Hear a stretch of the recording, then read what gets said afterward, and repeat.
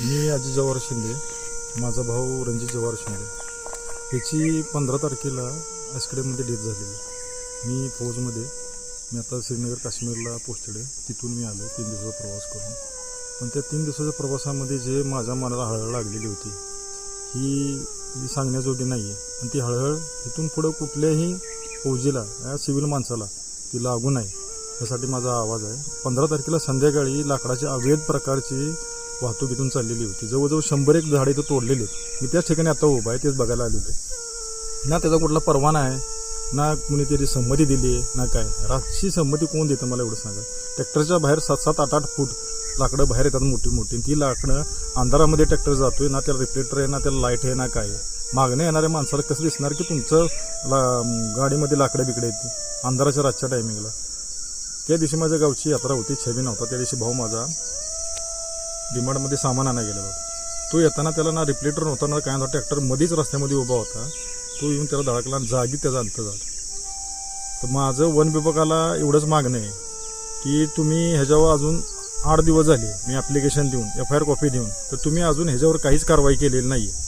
ना इथं तुम्ही आलाय, ना इथला कुठला पंचनामा केला आहे, ना काय केला आहे. जर भोसले मॅडमला फोन केला तर भोसले मॅडम पंचनामा केले, तारीख काय सांगतात 14 तारीख, 15 तारीख, 16 तारीख. त्यांना स्वतःच माहीत नाही की पंचनामा केला आहे काय.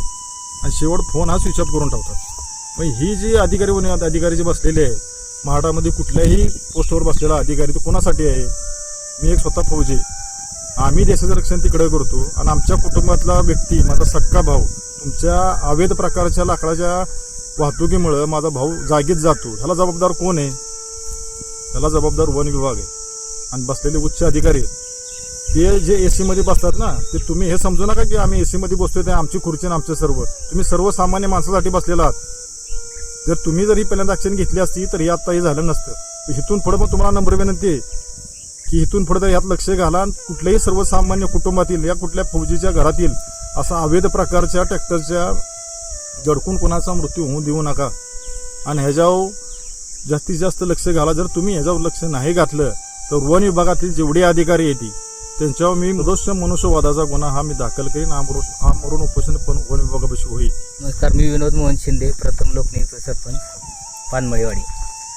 ह्या पंचक्रोशीत अवैध वाहतूक, वृक्षतोड, वृक्ष वाहतूक बोकाळलेली आहे आणि ह्याला सर्व कारणीभूत वन खातं आहे.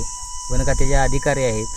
कोणत्याही गोष्टीचा परवाना घेतला जात नाही. राजरोज वृक्षतोड चालू आहे आणि रात्रीची वृक्षतोड करतात, रात्री वाहतूक करतात आणि त्यामुळे अपघाताचं प्रमाण भरपूर वाढलेलं आहे. या संदर्भात जे कोण कारणीभूत असतील अधिकारी, कर्मचारी वन खात्याचे, त्यांच्यावर कठोर कारवाई व्हावी. तसेच या कुटुंबाला न्याय मिळण्यासाठी आमचे संपूर्ण गाव त्यांच्याबरोबर राहील.